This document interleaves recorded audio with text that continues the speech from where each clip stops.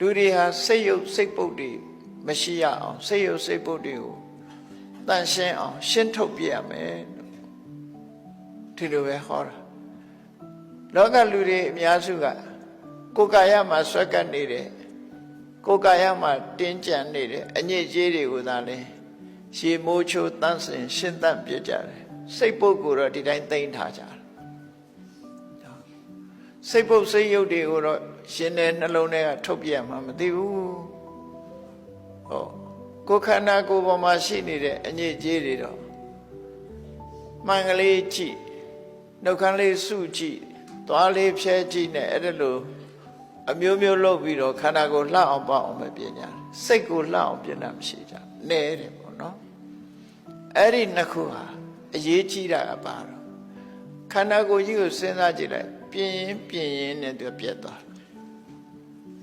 ဘလောက်ပြင်နှစ်ကြာလာရင်သူပြတ်မှာပဲနော်တဖြည်းဖြည်းအိုမင်းလာတာသပင်ကပြင်ဆိုးရင်းတဲ့အခါဖွေးလာသွားတွေကလည်းပြင်နဲ့ကျိုးကုန်တယ်အဲ့တော့ရုပ်ကြီးပြင်နေတာကတော့ဘာမှသိပြီးတော့ကျိုးထူးလာမှာမဟုတ်ဘူးနှစ်ကြာလာရင်ဆွေးလာမှာပဲသူကစိတ်ပြင်တာကြတော့တမိုးတွေမြင်ပါတယ်လို့ဆိုအဲ့ဒီအတွေးကိုသိဖို့လိုတယ်အဲ့ဒါကိုသူမေတ္တာတော့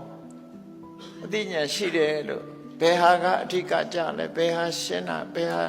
လောက်တာအဓိကကြလဲဆိုတာကိုနားလည်သဘောပေါက်ဖို့ပဲတူတာပေါ့နော်အဓိကနဲ့ပဓာနနဲ့အပဓာနခွဲခြားတတ်ရမယ်